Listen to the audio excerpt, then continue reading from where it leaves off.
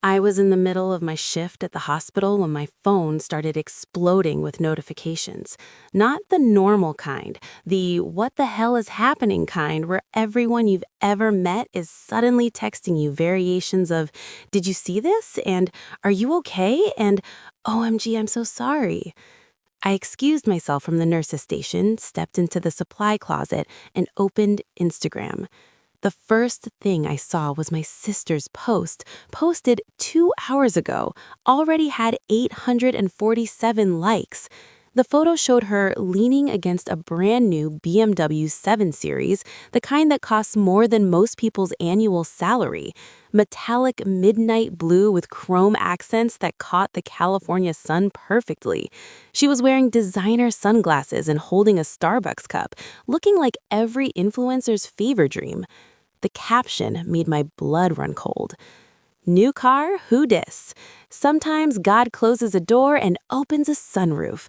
Blessed beyond measure. Hashtag new beginnings. Hashtag living my best life. Hashtag BMW life. Hashtag God is good. The custom license plate was visible in the photo. Blessed. I stared at that word. Blessed, as if divine intervention had somehow manifested a $95,000 car instead of the wedding she'd begged me to fund 3 months ago. The wedding I'd given her $25,000 for, my entire life savings, every dollar I'd scraped together working double shifts as an ICU nurse during a pandemic, money I'd saved for a down payment on a house, money she'd sobbed over, saying it was the difference between her dream wedding and settling for something cheap and embarrassing. Money she'd apparently spent on a car with a license plate that said, blessed. My hands were shaking as I scrolled through the comments. OMG, gorgeous, you deserve it, bestie. Living the dream, that's my girl. So happy for you, babe, God's timing is perfect. And then I saw it. Buried in the comments, from my Aunt Carol. Beautiful car, honey, but I thought you were getting married. Wasn't that why you needed to borrow money from your sister? My sister's response. Change of plans. Wedding stress was too much, so we eloped instead. Spent the wedding money on things we actually needed. Life's too short. Namaste. Things they actually needed. A $95,000 car with a license plate that said blessed. I closed Instagram and pulled up my banking app. The app I'd been avoiding for 3 months because seeing that zero balance hurt too much. The account I'd taken 7 years to build up to $32,000. Then I'd given $25,000 of it to my sister for a wedding that never happened. The rage that hit me wasn't the hot, explosive kind. It was ice. It was the kind of cold fury that makes you very, very calm, very calculated, very dangerous. I walked out of the supply closet, finished my shift without saying a word to anyone, and drove straight to my sister's apartment. She wasn't there. Of course she wasn't. She was probably out taking more photos of her blessing. But her fiancé, ex-fiancé, husband? Derek, the guy who'd sat at my kitchen table 3 months ago when my sister cried about wanting just one perfect day for their wedding. Hey, Derek. Hey, Jen, he said when he opened the door, looking nervous, like he knew exactly why I was there. I guess you saw the Instagram post. Where is she? She's at her mom's. Listen, about the car. Where is the wedding money, Derek? He ran his hand through his hair. Look, we can explain. $25,000. Where is it? The wedding was getting out of control, okay? Your sister was stressed, I was stressed. We decided to simplify. We went to Vegas, got married at a chapel, spent like $500 total. And the other $24,500? We needed a car. My old one died, and Amanda said since you gave the money as a gift, I didn't give it as a gift. I gave it as a loan for a wedding that never happened. She said you'd understand, that she'd want her to be happy. I laughed, actually laughed, the kind of laugh that makes people take a step back because it sounds slightly unhinged. I want my money back, all of it, by the end of the month. Derek's face went pale. Jen, we can't. We bought the car. It's done. And Amanda says the money was a gift, so legally. Legally? You want to talk about legally? I pulled out my phone and opened my texts with Amanda. I have 3 months of messages where she calls it a loan, where she promises to pay me back, where she says, I'll make this up to you, I swear. You want to talk about legally? We can talk to a lawyer. Come on, don't be like that. We're family. Family doesn't steal $25,000 and then post about being blessed on Instagram. Family doesn't buy luxury cars with their sister's life savings and act like God made it happen. I turned to leave, then stopped. Tell Amanda she has 30 days to return all of my money, or I'm taking her to court, and then I'm making sure everyone, every single person who liked that Instagram post knows exactly how she got that car. I didn't wait for his response. I got back in my car, my 2014 Honda Accord with 143,000 miles, the car I'd been driving for a decade because I was saving for a house instead of buying something flashy, and I started making calls. First call, my lawyer friend from college. Second call, my credit union asking about small claims procedures. Third call, my mom. That last one was the hardest, because I was about to tell her that her favorite daughter, the one who could do no wrong, the one she'd always defended, the one she'd called vivacious and spirited while calling me too serious and no fun, was a thief, and I was about to burn that whole bridge down. But here's what my sister didn't know. I'm an ICU nurse. I deal with life and death every single day. I watch people fight for survival with everything they have. I've held hands with dying patients and looked their families in the eye and told them the truth, even when the truth destroys them. I know how to stay calm in a crisis. I know how to make hard decisions. I know how to fight. And I was about to teach my sister that the quiet, responsible older sister she'd been taking advantage of for 28 years was done being nice. She wanted to call it blessed? Fine. I was about to show her what divine justice really looked like. But I'm getting ahead of myself. Let me take you back to where this really started. Back to the night my sister cried in my kitchen and asked me to fund her dreams. Back to the moment I made the biggest mistake of my life. Back to 3 months ago when I still believed family meant something. 3 months earlier, my sister Amanda showed up at my apartment at 9 p.m. on a Tuesday without calling first. This should have been my first warning sign. Amanda never came to my place. My apartment was small in a boring neighborhood, decorated with IKEA furniture and thrift store finds. Not Instagram-worthy enough for her carefully curated life. But there she was, standing in my doorway with mascara running down her face and a Nordstrom bag in her hand. Jen, I need to talk to you. I let her in, already exhausted. I just finished a 12-hour shift in the ICU. 3 patients had crashed. 1 didn't make it. I'd held his widow while she sobbed, then cleaned out his room, then took report on 2 new admits. My feet hurt, my brain hurt, my soul hurt. But Amanda was crying, so I made tea and sat down to listen. Derek proposed, she said. I know, you posted about it 17 times. She'd gotten engaged 6 weeks ago. The proposal had been elaborately documented on Instagram stories. Rose petals, string lights, a photographer hiding in the bushes to capture every angle. Very romantic, very expensive, very Amanda. Mom says we should have a long engagement, save up for a nice wedding. That sounds reasonable. But I don't want to wait. I'm 25, Jen. I'm not getting any younger. All my friends are married. I want my perfect day. I bit back the response about how 25 wasn't exactly ancient and how maybe rushing into marriage wasn't the best plan. Amanda didn't want logic. She wanted validation. Okay, so have a small wedding. Courthouse, nice dinner after. Save the big party for your anniversary. She looked at me like I'd suggested she wear a garbage bag down the aisle. I can't do that. Everyone expects a real wedding. My friends, Derek's family. I've been planning this since I was a little girl." "Amanda, weddings are expensive. Do you and Derek have savings?" Her face told me everything I needed to know. "Derek's starting his business. He needs all his money for startup costs, and I'm between jobs right now." "You quit your job at the boutique?" "They were exploiting me. I was basically running that place for minimum wage. I deserved better." I didn't point out that this was the fourth job she quit in 2 years because they were all exploiting her or beneath her or toxic. I didn't mention that she spent more on clothes and brunches than she made in a month. I didn't say anything about the fact that she was 25 with no savings, no career direction, and apparently no understanding of how the real world worked.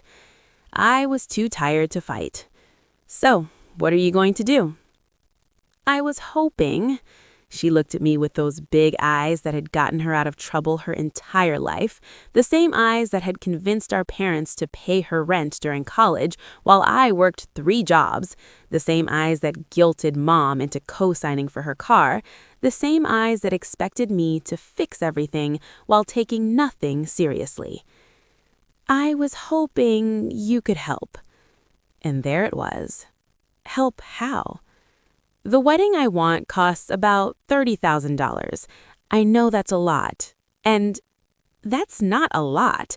That's a car. That's a down payment on a house. That's 2 years of my student loan payments." "I know, and I wouldn't ask if it wasn't important. But Jen, you have savings. You're always so responsible with money. You could spare it." "Spare it? I'm saving for a house." "You don't need a house right now. You have an apartment." "An apartment where I throw money away on rent instead of building equity." "See, you're doing fine. You have money, you have a great job. I'm asking for one day, one perfect day. Can't you do that for your sister?" The manipulation was so smooth, I almost didn't catch it. The way she made my financial responsibilities sound like privilege instead of sacrifice. The way she made her poor planning sound like my problem. The way she made me feel guilty for having savings I'd earned by working 80-hour weeks during a pandemic while she'd spent lockdown learning TikTok dances. "How much are you asking for?" She pulled papers out of the Nordstrom bag. Actual printed vendor quotes. She'd come prepared. "The venue is $12,000, catering is $8,000, photography is $3,000. Flowers, dress, DJ, decorations, it adds up. I need $25,000. My entire body went cold. "Amanda, I don't have $25,000 to give you." "But you have it in savings, right? I've seen your bank statements when you left them on the counter."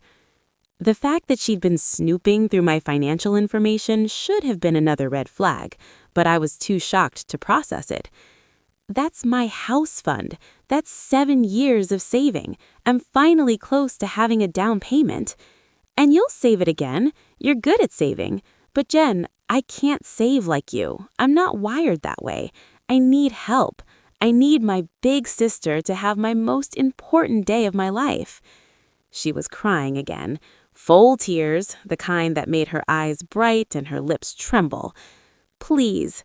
I know it's a lot to ask, but I'll pay you back. I swear. Once Derek's business takes off, we'll pay you back every penny. With interest, I promise." "Amanda, you're the only person I can ask. Mom and Dad are broke. Derek's parents won't help. You're the only one who has the money. And I wouldn't ask if I had any other choice. But this is my wedding, my one chance to have my perfect day. How can I start my marriage being ashamed of my wedding?" I should have said no. I should have told her that a wedding doesn't make a marriage, that starting a life together in debt is stupid, that working too hard for my money to watch her spend it on flowers and photography. I should have said no. But she was my sister, my little sister, who I walked to school, helped with homework, protected from bullies. My sister who called me her hero when we were kids, before she grew up and decided being responsible was boring and being reckless was fun. And she was crying in my kitchen, begging for help with the most important day of her life. It's a loan. It's not a gift. A loan. Her face lit up like I'd told her she won the lottery. Yes, of course, a loan. We'll pay you back so fast you won't even miss it. I want it in writing, a proper loan agreement. Absolutely, whatever you need. Oh my God, Jen, you're the best sister ever. She hugged me, and I felt her tears on my neck, and I told myself I was doing the right thing. I was helping my sister. Family helps family. I was an idiot. We went to the bank the next day. I withdrew $25,000 from my savings account. 7 years of work. Every extra shift I'd picked up, every vacation I hadn't taken, every new car I hadn't bought, every unnecessary expense I'd skipped. Gone in one transaction. Amanda signed a loan agreement I drafted. It was simple. $25,000 loan to be repaid within 2 years, 0 interest because she was family. She'd pay me back $1,000 a month starting 6 months after the wedding. She signed it without reading it, like it was nothing, like $25,000 was monopoly money. You won't regret this, she said, hugging me again. This wedding is going to be perfect. You're going to be so proud. I drove home with a check for $25,000 made out to Amanda Clark and a sick feeling in my stomach that I told myself was just anxiety about spending so much money. It wasn't anxiety. It was instinct. It was every rational part of my brain screaming that this was a mistake, but I'd already made it. The next 2 months were a masterclass in watching someone else spend your money. Amanda documented every detail of wedding planning on Instagram. The venue tours, the cake tastings, the dress shopping, every post tagged with hashtag bride-to-be and hashtag dream wedding and hashtag so blessed. She never mentioned that her sister was paying for all of it. I watched from the sidelines as she agonized over flower arrangements, debated DJ playlists, and showed off her engagement ring in increasingly elaborate photo shoots. Meanwhile, I picked up extra shifts to rebuild my savings, tried not to think about how my house fund was now 0, reminded myself that I was helping family and that's what matters. I was invited to be in the wedding, of course, maid of honor. The position came with responsibilities. $300 for the bridesmaid dress, in a color Amanda said really wasn't my style, but the wedding has a specific aesthetic. $150 for professional hair and makeup, $200 contribution to the bridal shower, organizing the bachelorette party, estimated cost $400 per person for a weekend in Vegas. When I suggested maybe we could do something smaller for the bachelorette, Amanda looked at me like I'd suggested murdering her dog. Jen, this is my bachelorette party. Every bride gets one. You're not going to make me have some cheap version just because you don't want to spend money. I spent $25,000 on your wedding. On loan, which we're going to pay back, and this is different. This is bridesmaid stuff. Everyone contributes to the bride celebration. I went to the bachelorette party in Vegas, watched Amanda get drunk on expensive champagne I helped pay for, smiled through the embarrassing games and the male strippers and the constant Instagram documentation of the best weekend ever with my girls. I calculated that I'd spent close to $28,000 total on my sister's wedding when you included all the bridesmaid expenses. The wedding was in 3 weeks, and then everything fell apart. What made the wedding fall apart? What happened to the $25,000? The text came at 11:47 p.m. on a Thursday. I was pulling into my driveway after another brutal shift when my phone lit up with Amanda's name. So something happened. Don't freak out, but we're calling off the wedding. I sat in my car, engine still running, staring at those words. 3 weeks before the wedding, after I'd spent $28,000, after vendors had been paid, deposits made, dresses altered. My fingers shook as I typed back. What happened? Are you okay? The 3 dots appeared, disappeared, appeared again. This took forever. Derek and I just realized we're not ready for all this stress. Wedding planning is so toxic, and we decided we don't want to start our marriage with all this negativity. We're going to elope instead, something simple and romantic, just us. My blood went cold. What about the money? What money? The $25,000 I gave you. That was for a wedding. If there's no wedding, oh, yeah, about that. She paused, and in that pause, I knew. I knew exactly where this was going. Most of it's already spent, Jen. Deposits are non-refundable. The venue, the caterer, the photographer. I'd have to call and check, but I don't think we can get much back. Jen, you need to get back whatever you can and return it to me. God, Jen, can you not be so materialistic right now? I'm having a crisis. My wedding is falling apart. Can you maybe care about my feelings instead of money? The manipulation was so blatant, I almost laughed. Your feelings didn't cost me $25,000. I said I'd pay you back, and I will. Jesus, why are you being so cold about this? Because I gave you my life savings and you're acting like it's monopoly money. You loaned me money, which I'm going to pay back. God, I knew you'd make this about you somehow. You always do this. You can never just be happy for me. And she hung up. I sat in my car for 20 minutes trying to process what had just happened, trying to understand how my sister was somehow the victim in a scenario where she'd spent my money for a wedding that wasn't happening. I called the venue the next morning. They'd been paid $12,000, completely non-refundable because the wedding was less than 30 days away.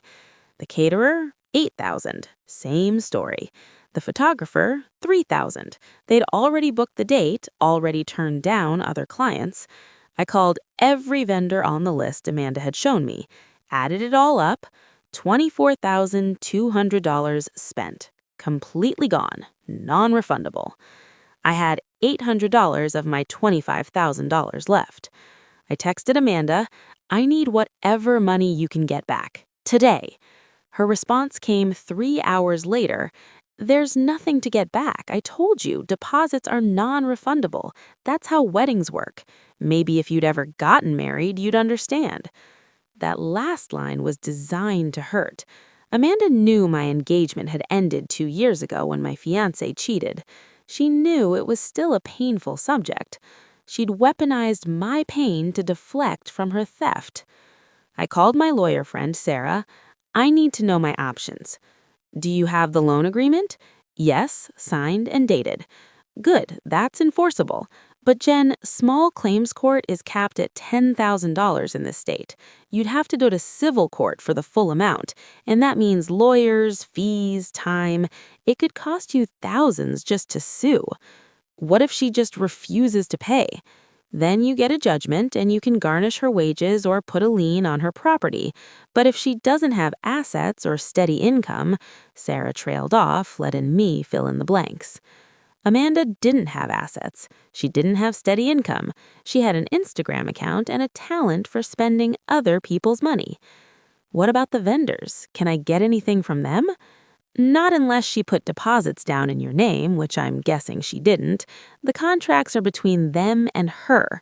You're just the person who gave her the money. I hung up and stared at my bank account balance, $4,200. That was everything. My checking account, my savings account, everything. I'd gone from having a down payment on a house to barely having rent money. And my sister was posting Instagram stories about new beginnings and trusting God's timing. 2 weeks passed in silence. Amanda didn't call, didn't text, didn't acknowledge that she'd destroyed my financial future for a wedding that never happened. I went to work, came home, stared at my empty bank account, applied for extra shifts. Mom called.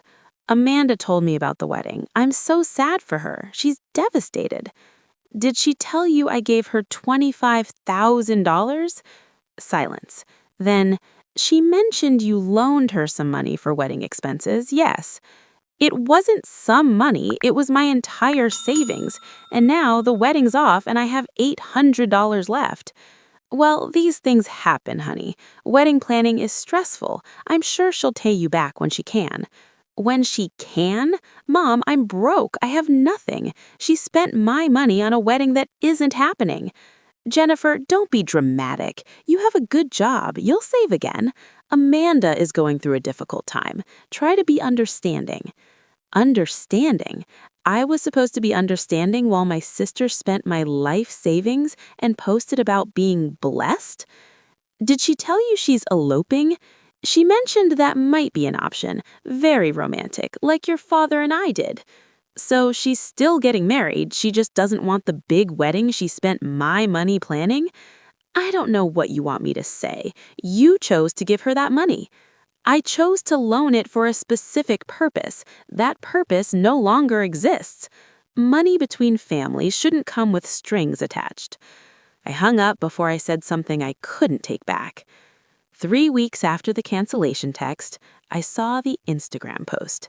The one with the BMW, the one with the license plate that said blessed, the one that made everything crystal clear. She'd never intended to have that wedding. She took my money, made a show of planning, then canceled everything and kept whatever was left, plus whatever she'd gotten from returning things I didn't know about, plus whatever deposits she'd negotiated back that she lied were non-refundable. And she'd bought a car, a $95,000 car, with my money. I sat in that supply closet at the hospital, staring at that photo, and something inside me didn't just break, it transformed. Every ounce of sadness, every moment of guilt about wanting my money back, every second of telling myself family is what matters, it all crystallized into pure, focused rage. The kind of rage that makes you very calm, the kind that makes you dangerous. I walked out of that closet, finished my shift, and drove straight to Amanda's apartment, had the confrontation with Derek about the gift that was actually a loan. Then I went home and I made a plan. A plan that would take patience, documentation, and a willingness to burn bridges I'd been protecting my entire life. A plan that would expose my sister for exactly what she was, a thief who used family and tears and the word blessed to justify stealing from the people who loved her. She thought I was the responsible, boring sister who would just swallow this betrayal because family. She was about to learn that the ICU nurse who held dying patients' hands and made life or death decisions without flinching was not someone you wanted as an enemy. The question is, what plan did Jennifer have? How would she get revenge? The first thing I did was document everything, not just the loan agreement, everything. I created a folder on my computer labeled Amanda, Evidence, and I started filling it with screenshots.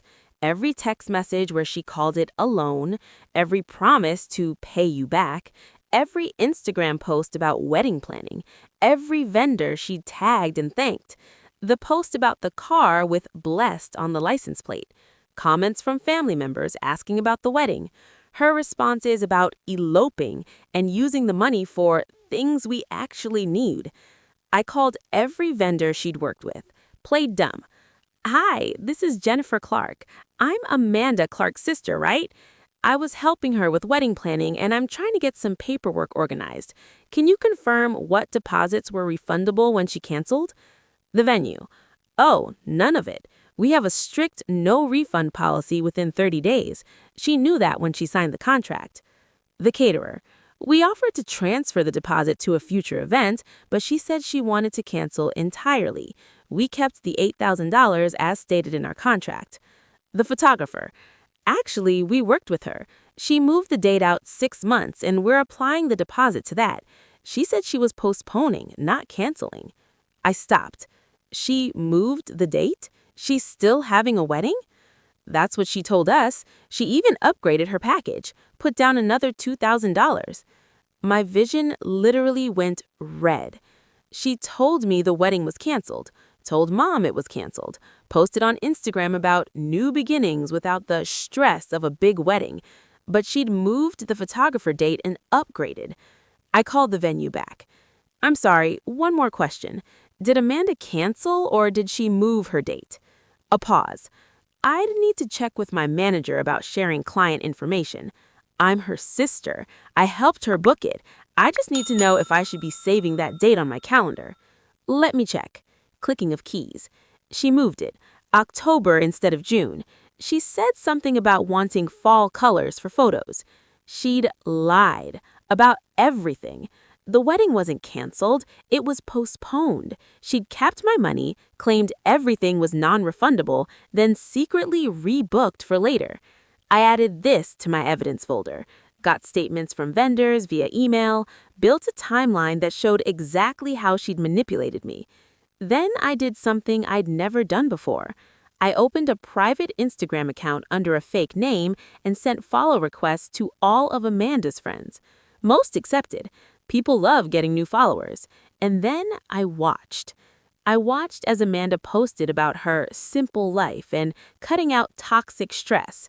I watched as she posted selfies in the BMW with captions about God's blessings and trusting the journey. I watched as Derek posted about starting our business and thanked Amanda for believing in the vision. The business, the one he'd supposedly needed all his money for, the one that was more important than paying for his own wedding. I dug deeper. Derek's LLC, Pierce Innovations, had been registered 3 months ago, public record. I looked up the business type, online retail automotive accessories. He's drop shipping auto accessories on Amazon. The startup costs for drop shipping are minimal, maybe $500 for inventory in the website, maybe. He'd lied about needing his money for startup costs. Amanda had lied about the wedding being canceled. Together, they'd stolen $25,000 from me and used it to fund their lifestyle while pretending to be victims of wedding stress. I documented all of it. Then I called Sarah, my lawyer friend. I need to sue her. Jen, are you sure? This is your sister. My sister stole from me, lied to my face, and is posting on Instagram about being blessed while driving a car she bought with my money. Yes, I'm sure. Okay, small claims or civil? What's the difference in impact? Small claims is capped at $10,000, but it's quicker and cheaper. You can represent yourself. Civil court can get you the full $25,000 plus fees and interest, but you need a lawyer and it takes longer. If I sue her for $10,000 in small claims, get judgment, make it public, and use that to pressure her to pay the rest? That's actually smart. The judgment becomes public record. Anyone can see it. And if she doesn't pay, you can garnish wages, intercept tax refunds, put a lien on assets. Like her car. Yes, if it's in her name. Do it. File for $10,000 in small claims. I want this on record. You know this is going to destroy your relationship with her, right? And probably your family. My relationship with her was destroyed when she stole from me. My family just hasn't caught up yet. Filing a lawsuit takes time, but social media is instant. I created a burner Instagram account. No profile picture, no posts, just a name. Truth_about Amanda C. Then I started commenting on her posts. Under the BMW photo, gorgeous car. Did your sister's $25,000 loan help pay for it? #blessed. Prayer hands. Under a selfie with Derek, congrats on the elopement. What happened to the $25,000 wedding your sister paid for? Thinking emoji. Under a post about God's timing. God's timing gave you a luxury car, and your sister got debt. So blessed. Sparkles. They were deleted within minutes, but I kept posting. Different accounts, different comments, always polite, always factual. Amanda's friends started noticing. Someone DM'd my main account. Hey, is everything okay with you and Amanda? Someone's commenting weird stuff on her posts. I responded, Amanda borrowed $25,000 for her wedding 3 months ago. The wedding was canceled, but she kept the money and bought a BMW. She's blocked me, so I can't ask her about it directly. OMG, that's crazy. Is that true? I have the loan agreement, bank statements, and screenshots if you want to see them. I sent the evidence. Not to be vindictive, just to tell the truth. That person told someone else, who told someone else. Within a week, Amanda's comment sections were full of questions she couldn't delete fast enough. Did you really borrow money from your sister? Is it true the wedding was fake? How did you afford that car? She made her Instagram private. I kept going. I contacted every person who'd been invited to the wedding. Sent a simple message. Hi, this is Jennifer Clark, Amanda's sister. I wanted to let you know that Amanda's June wedding has been moved to October. She told me it was canceled, but I found out she just postponed it. I thought you'd want to know so you can plan accordingly. Here's the venue information for the new date. Some people thanked me. Some people were confused. Some people asked questions. I answered every question with facts, with documentation, with screenshots. I wasn't spreading rumors. I was telling the truth. And the truth was spreading faster than Amanda could contain it. 3 weeks after filing the lawsuit, Amanda called me. First time she'd called since the cancellation text. What the hell are you doing? Hi, Amanda. I'm doing great. Thanks for asking. Don't be cute. Why are you telling people I stole from you? I'm not telling people you stole from me. I'm telling people you borrowed $25,000 for a wedding that you claimed was canceled but actually postponed. Those are facts. You're ruining my life. People are asking me about money. My friends think I'm a scam artist.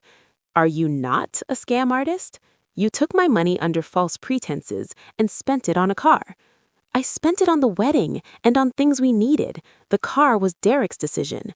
So Derek stole my money? Nobody stole anything. You gave me that money. I loaned you that money for a wedding that you canceled. Money you were supposed to return. I can't return it. I told you it's gone. Then you can pay me back, starting with the small claims judgment I'm about to get against you. Silence. Then, you sued me? You'll get the papers this week. Court date is 6 weeks. Bring your documentation showing where my $25,000 went. I'll bring mine showing you lied about everything. You can't do this. You're my sister. Sisters don't steal from each other. Sisters don't lie about canceling weddings while secretly postponing them. Sisters don't buy luxury cars with borrowed money while the lender eats ramen to rebuild savings. Mom is going to kill you for doing this. Mom already chose a side. She told me money between families shouldn't have strings attached, so I'm guessing she'll support you stealing from me and call me dramatic for wanting it back. That's fine. I don't need her approval anymore. You're going to regret this. I already regret trusting you. This is just me dealing with that regret productively. I hung up. 2 minutes later, Mom called. Jennifer Rose, what is this I hear about you suing your sister? Full name again. Still in trouble at 28. Amanda stole $25,000 from me. I'm taking her to court. She didn't steal. You gave her that money. I loaned her that money for a specific purpose. That purpose no longer exists. She owes me. Family doesn't sue family. This is disgraceful. What's disgraceful is spending my life savings on a wedding you never intended to have, then buying a luxury car with whatever was left. Amanda told me about the car. Derek needed it for his business. Derek is drop shipping on Amazon. He doesn't need a $95,000 BMW for that. He needs a laptop. How dare you judge their financial decisions? They're adults. Adults pay back their loans. Adults don't lie about canceling weddings. Adults don't steal. I did not raise you to be this vindictive. You raised me to be responsible and work hard for what I have. When someone takes what I worked for, I fight back. That's what you taught me. I taught you that family comes first. No, Mom, you taught me that Amanda comes first. She's always come first. Her tantrums, her dreams, her problems. I've been invisible my entire life, unless you needed me to clean up her messes. Well, I'm done. She stole from me, and I'm taking her to court. And I don't care if that makes you uncomfortable. Jennifer? Save it, Mom. I'll see you in court, because Amanda's going to need someone to hold her hand while she explains to a judge where my money went. I hung up. My hands were shaking. My heart was pounding. I'd just told off my mother and threatened my sister and burned bridges I'd been maintaining for 28 years. It felt terrible and liberating in equal measure. But I'd committed now. No going back. What happens in court now? How does the family react? The 6 weeks between filing and the court date were the loneliest weeks of my life. Mom stopped calling. Amanda blocked me on everything. Derek sent me one text, "Hope you're proud of yourself." I didn't respond. Extended family started choosing sides. My Aunt Carol called to say she couldn't believe I would do this to family. My Uncle Mike said, "Sometimes you have to let things go." My cousin Sarah texted, "This seems extreme." Nobody asked me about my side of the story. Nobody asked how I felt about being stolen from. Nobody wondered why I'd been driven to sue my own sister. They just knew that family doesn't sue family, and I was breaking that sacred rule. So, I must be the villain. Fine, let me be the villain. I spent those 6 weeks documenting everything, building my case, preparing for every possible argument Amanda might make. I made a binder, printed everything. Bank statement showing the $25,000 withdrawal, copy of the check made out to Amanda, the signed loan agreement, text messages where she called it a loan and promised to repay me, vendor statements showing where money went, Instagram posts about the car and blessings, screenshots of her telling people the wedding was canceled, vendor confirmations that she'd actually postponed, not canceled, messages from her friends asking about the loan. Everything. Sarah, my lawyer friend, helped me organize it. She said, "This is one of the most documented small claims cases I've ever seen. You have everything except a video of her admitting she stole from you. Will that matter, or will the judge just say family should work this out?" Small claims judges see a lot of family drama. They're usually pretty good at cutting through bullshit. And your evidence is airtight. She signed a loan agreement, the money is gone, she hasn't made any payments. This is straightforward. What if she says it was a gift? She can say whatever she wants. You have your signature on a document that says loan. You have text messages where she calls it a loan. Her word against your documentation doesn't usually go well for her. The court date was on a Thursday morning. I took the day off work, dressed in my most professional outfit, the one I wore to job interviews and funerals. Dark slacks, blazer, minimal jewelry. I wanted to look like someone who should be taken seriously. Amanda showed up in ripped jeans and a crop top. Derek was with her in a hoodie and sneakers. Mom was there too, sitting on Amanda's side of the courtroom. She didn't look at me when I walked in. The judge was a woman in her 60s with gray hair and reading glasses. She looked tired, like she'd seen 1,000 cases like ours and exhausted by it all. Case number 2024-SC-8847, Jennifer Clark versus Amanda Clark. Miss Jennifer Clark, you're the plaintiff? I stood. Yes, Your Honor. And you're suing your sister for $10,000 related to a loan. Is that correct? Yes, Your Honor. I loaned my sister $25,000 for her wedding. The wedding was canceled. She hasn't returned the money or made any payments. I'm suing for $10,000 as that's the small claims limit. And Miss Amanda Clark, you're representing yourself? Amanda stood. Derek stood with her. Your Honor, I'd like my fiancé to help me. Unless he's a lawyer, he can sit down.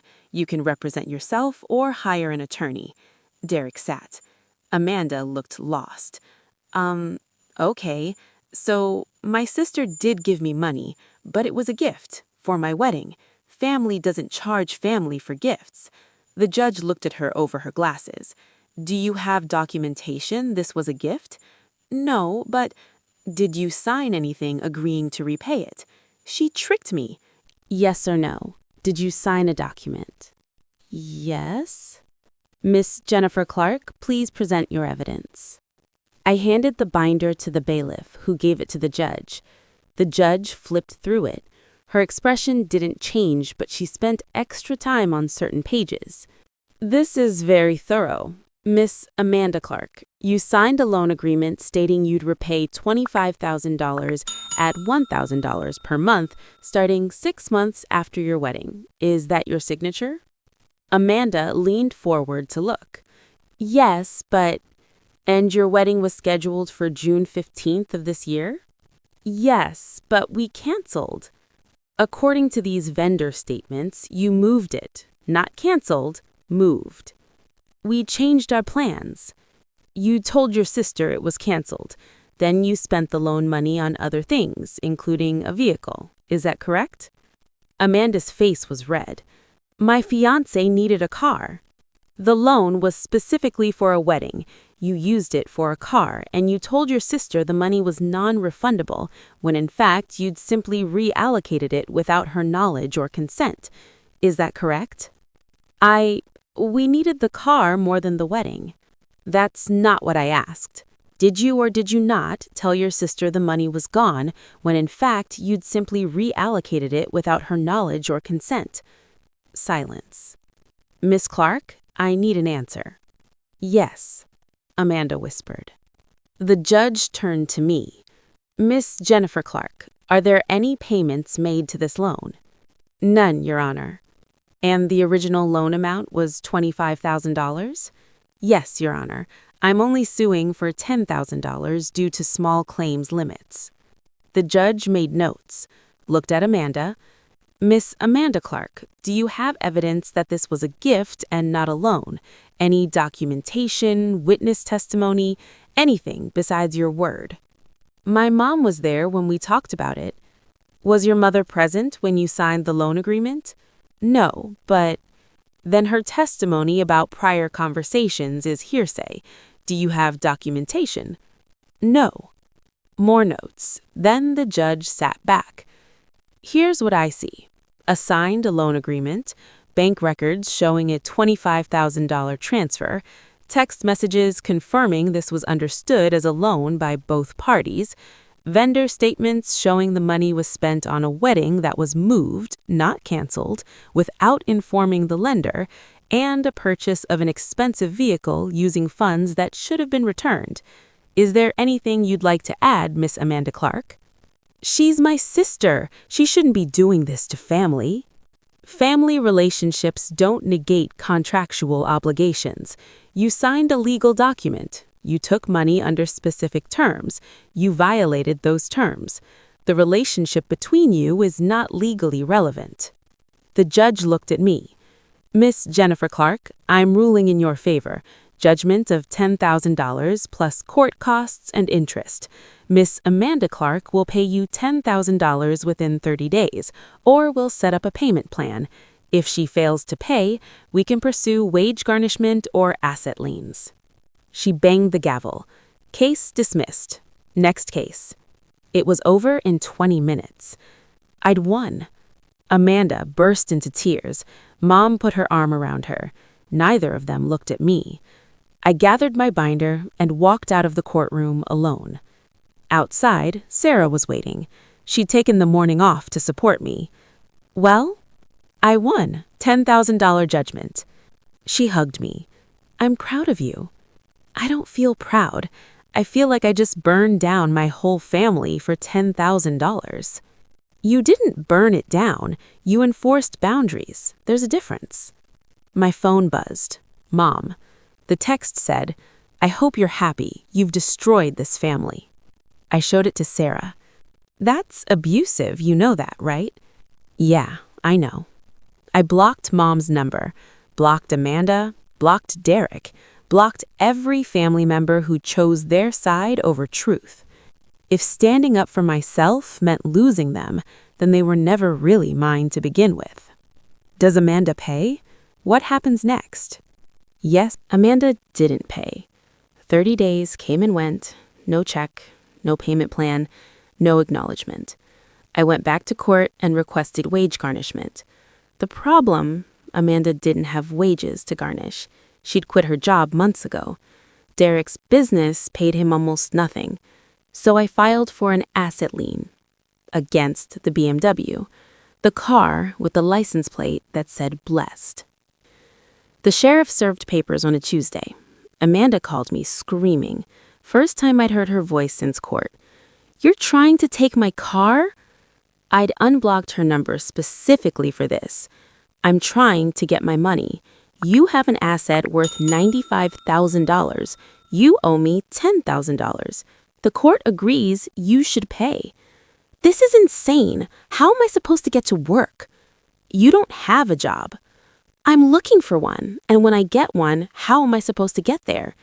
Same way I got to work for a decade in a paid-off Honda Accord that costs $200 a month to insure instead of a luxury car that costs $800. You're just jealous. You've always been jealous that I'm prettier and more fun and people actually like me. The mask was completely off now. No more tears, no more victim act, just pure venom. You're right, Amanda. I'm so jealous of your life. No job, no savings, a fiancé with a fake business, a family that enables your worst behavior, and a car you bought with stolen money that's about to be seized. I'm absolutely green with envy. Fuck you. Pay me my money. $10,000. That's all you have to do to make this go away. I don't have $10,000. Then sell the car. I can't sell the car. We need it. You needed a wedding I paid for too. You needed my money for your perfect day. You got neither. Now you need to pay me back. That's how loans work. She hung up on me. 2 weeks later, I got a call from a number I didn't recognize. Is this Jennifer Clark? Yes. This is Mike Davidson from First Community Bank. We have Amanda Clark here requesting a personal loan. She listed you as a reference. I started laughing. Actually laughing. Let me guess, she needs $10,000? I can't discuss the specific amount, but she does have a court judgment against her that she's trying to satisfy. Can you speak to her character and creditworthiness? Amanda Clark has no job, no assets except a car she bought with money she stole from me, and a history of financial irresponsibility going back her entire adult life. She quit 4 jobs in 2 years because they were all beneath her. She borrowed $25,000 from me for a wedding, spent it on other things, lied about it, and then sued when I asked for it back. Her idea of financial planning is posting on Instagram about being blessed. I would not loan her $10, let alone $10,000. Silence. Then, thank you for your candor. Is she there? Can she hear this? She's in the lobby. Tell her I said hi and that the asset lien is still active. He hung up. I wondered if Amanda could hear the smile in his voice when he delivered that message. The BMW was seized 3 weeks later. The sheriff showed up at her apartment with a tow truck, took the car while she screamed about her rights. The car was auctioned, sold for $78,000. The lien meant $10,000 came straight to me. I got a check from the court. $10,000, plus $1,200 in interest and court costs. It had taken 4 months, but I'd gotten some of my money back. I expected to feel victorious. I didn't. I felt empty. I'd won, I'd enforced my boundaries, I'd stood up for myself, I'd done everything right. And I'd lost my whole family in the process. Mom sent me one final text before I blocked her. I hope you're proud of yourself. Your sister is devastated. She has nothing now, and it's all your fault. I stared at that text for a long time. Amanda had stolen from me, lied to me, gaslit me, used family loyalty as a weapon to keep me quiet, and somehow, in my mother's eyes, I was the villain for wanting my money back. I saved the text, added it to my evidence folder, because someday when people ask me why I didn't speak to my family, I wanted proof. I wanted documentation that showed I hadn't cut them off, they'd cut me off for refusing to be a victim. 6 months after the court judgment, something unexpected happened. I got an email from Amanda. She'd created a new email address specifically to contact me. Subject line, I'm sorry. I almost deleted it, but curiosity won. Jen, I know you probably don't want to hear from me. I know you probably hate me. I wouldn't blame you. Derek and I broke up. The engagement is off, for real this time. Losing the car was the final straw. He blamed me for everything, said I'd ruined his life by borrowing money I couldn't pay back, said his business failed because he spent too much time dealing with my drama, said I was toxic and financially irresponsible. He left 2 weeks ago, moved back with his parents. I'm living with Mom now. I got a job. Nothing glamorous. I'm working retail at Target, but it's something. I'm trying to be responsible, trying to be better. I've been thinking a lot about what you said, about how I've never faced consequences, about how Mom always bailed me out and made excuses, about how I used you. You were right. About all of it. I don't expect you to forgive me. I don't even know if I deserve forgiveness. But I wanted you to know that I see it now. I see what I did to you, and I'm sorry. I'm going to pay you back the other $15,000. I don't know how long it will take, but I'm setting up automatic payments from my paycheck, $200 a month. It's all I can afford right now, but it's something. I'm not asking for a relationship. I'm not asking you to talk to me or forgive me or anything. I just wanted you to know that I get it now, and I'm sorry. Amanda. I read that email 3 times. Looking for the manipulation, the guilt trip, the hidden agenda. I didn't find one. It was just an apology, a real one. I didn't respond, but I didn't delete it either. 2 weeks later, I got a notification from my bank. Direct deposit received, $200 from Amanda M. Clark. The memo line said, payment 1 of $75, I'm sorry. She was actually paying me back. Every month, like clockwork, $200 appeared in my account. I tracked it, calculated. At $200 a month, it would take her 75 months to pay back the remaining $15,000, 6 years and 3 months. She was committing to 6 years of payments. I still didn't respond to the email. A year after the court judgment, Mom reached out. She didn't call or text, she showed up at my apartment. I almost didn't let her in, but she looked different, smaller, older. Can we talk? She asked. I let her in, made tea. We sat in uncomfortable silence.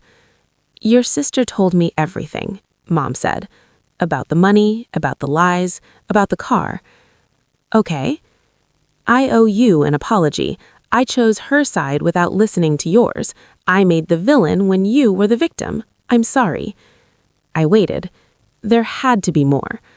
Amanda's been in therapy. Did you know that? I didn't. She's been diagnosed with some things. Borderline personality disorder, narcissistic tendencies. The therapist says she's been enabled her whole life, that I enabled her. Mom's voice cracked. I didn't protect you. I let her take advantage of you. I watched her treat you like a bank account, and I told you to be understanding because that's what family does. I was wrong. Yes, you were. Can you forgive me? I thought about it. Really thought about it. I don't know, Mom.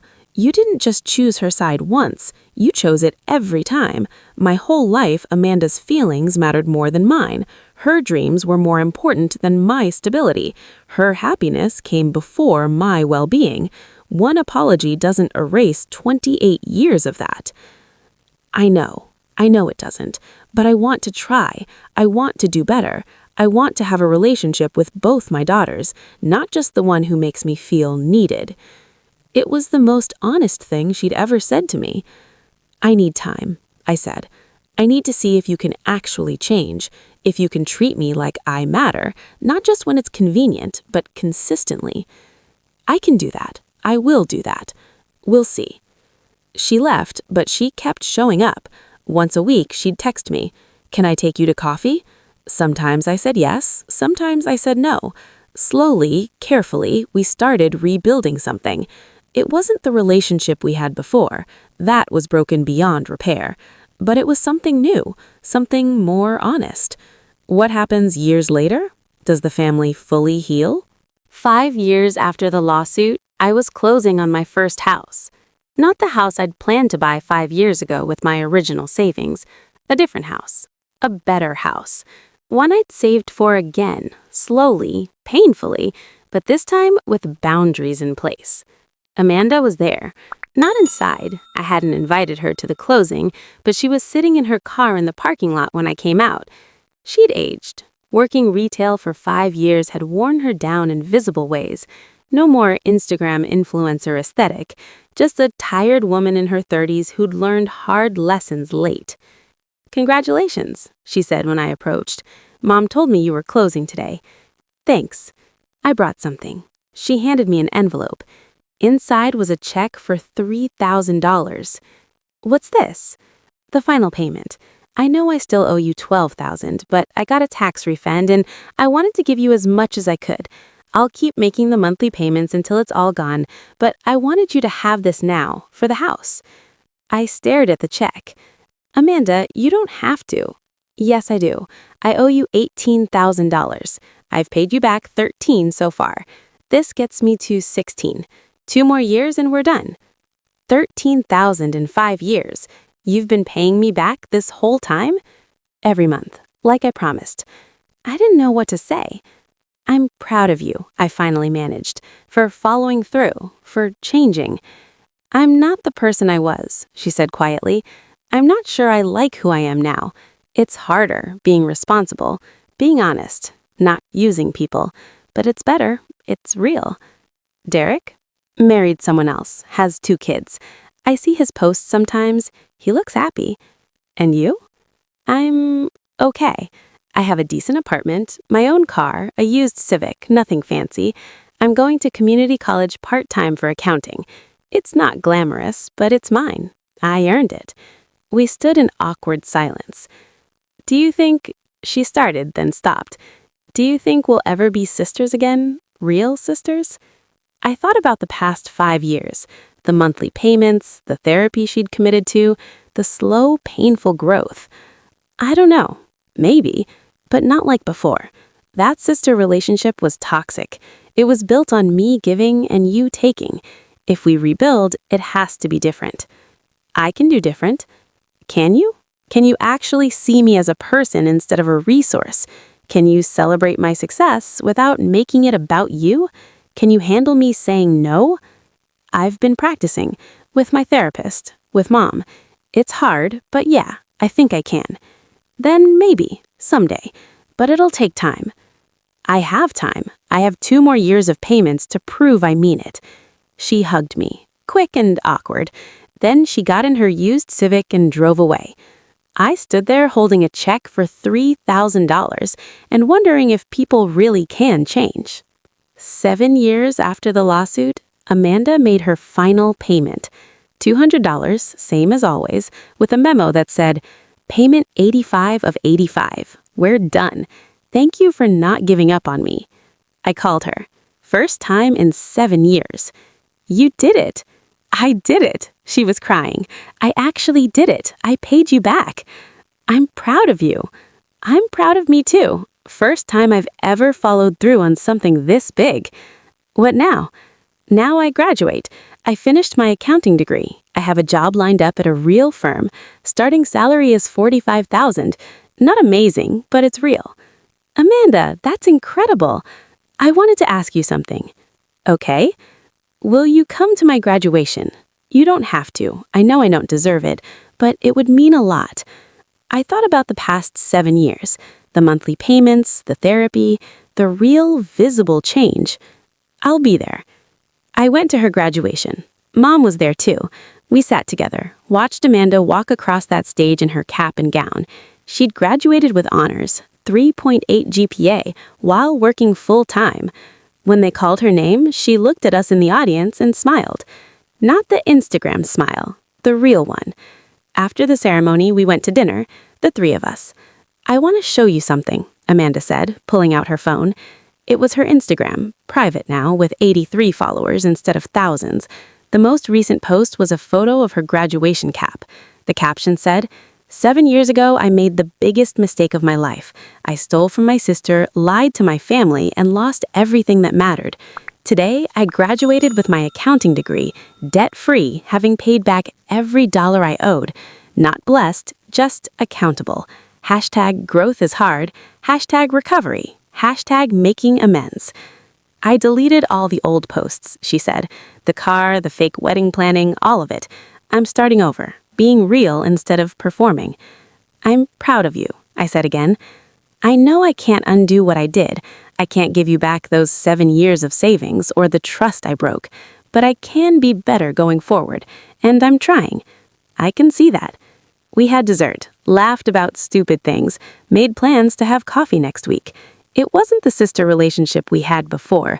That was dead and buried. But it was something new, something honest, something real. Epilogue. 10 years later. 10 years after the lawsuit, I was at Amanda's wedding. Her real wedding.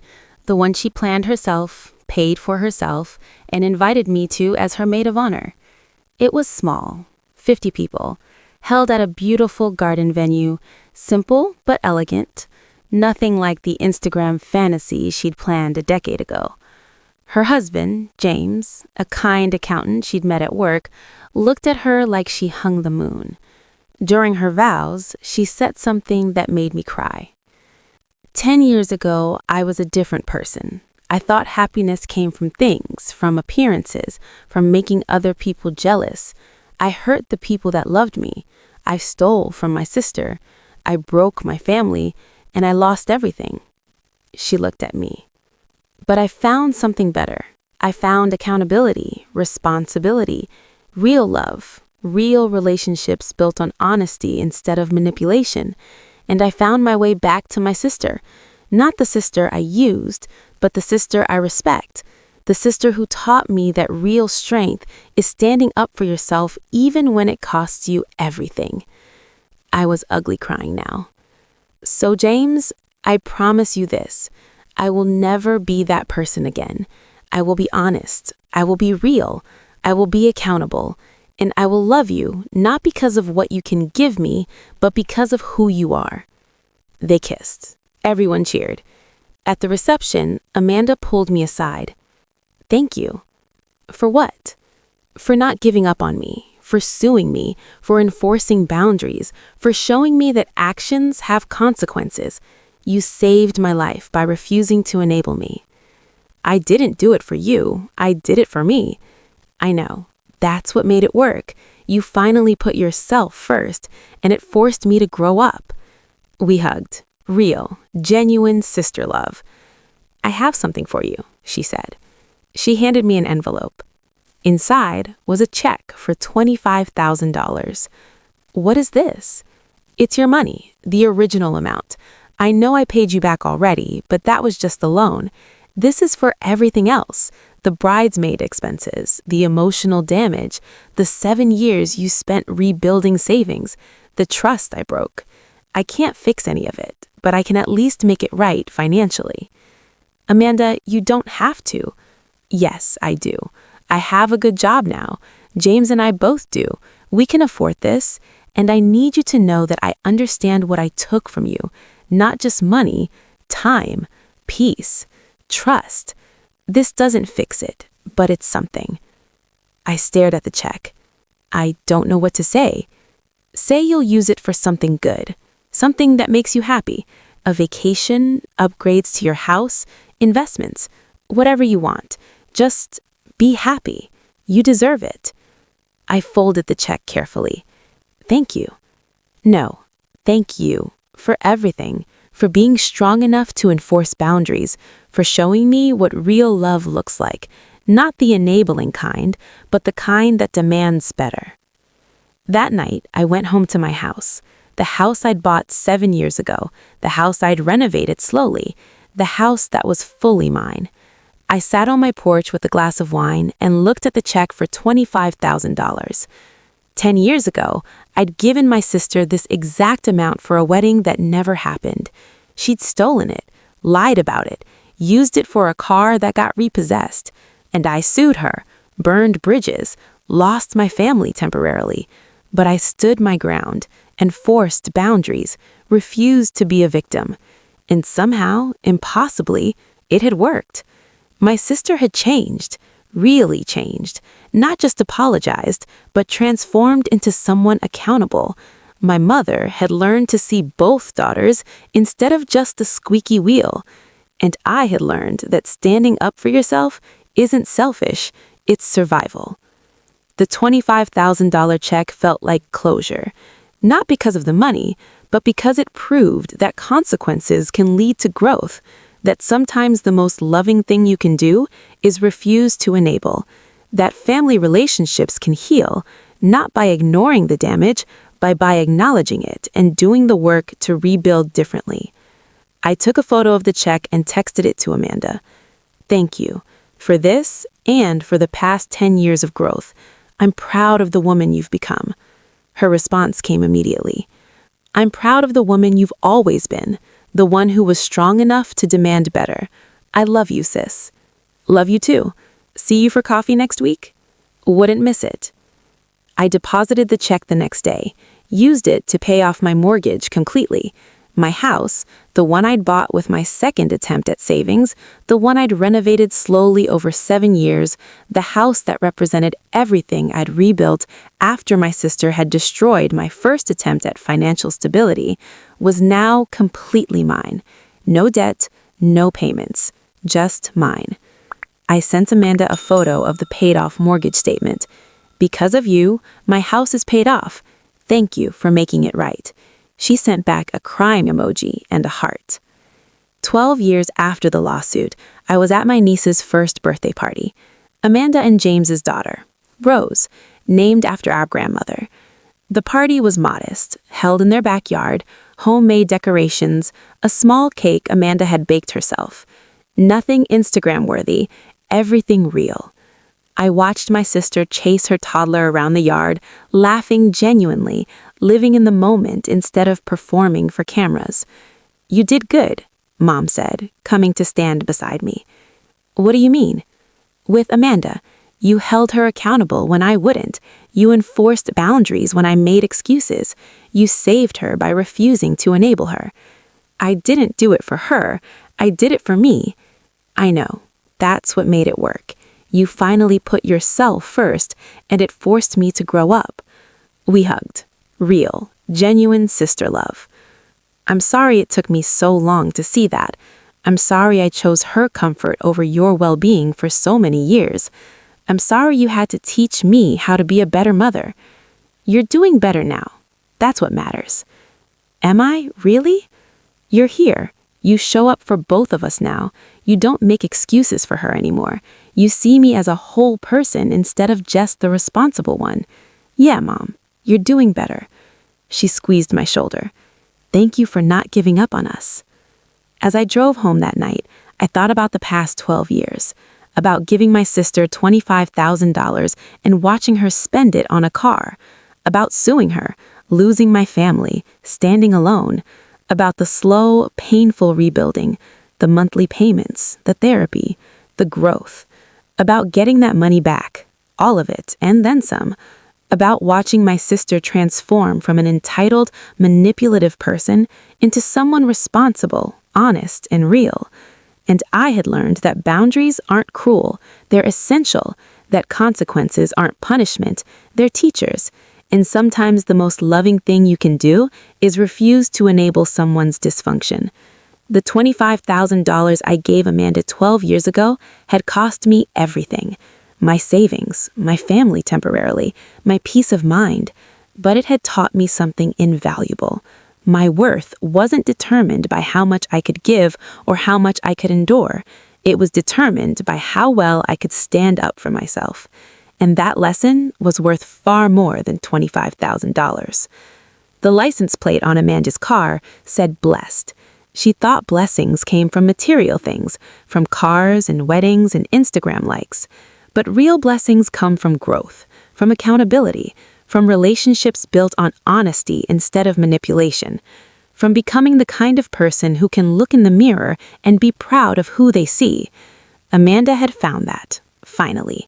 And I had found something too, the strength to demand better, the courage to stand alone, the wisdom to know that sometimes burning bridges is necessary to build better ones. The BMW was long gone, repossessed and auctioned, but what we'd built in its place, real sister love, mutual respect, honest communication, that was worth infinitely more than any car could ever be. Some blessings come wrapped in lawsuits and boundary enforcement and years of painful growth. Those are the ones that last. The end.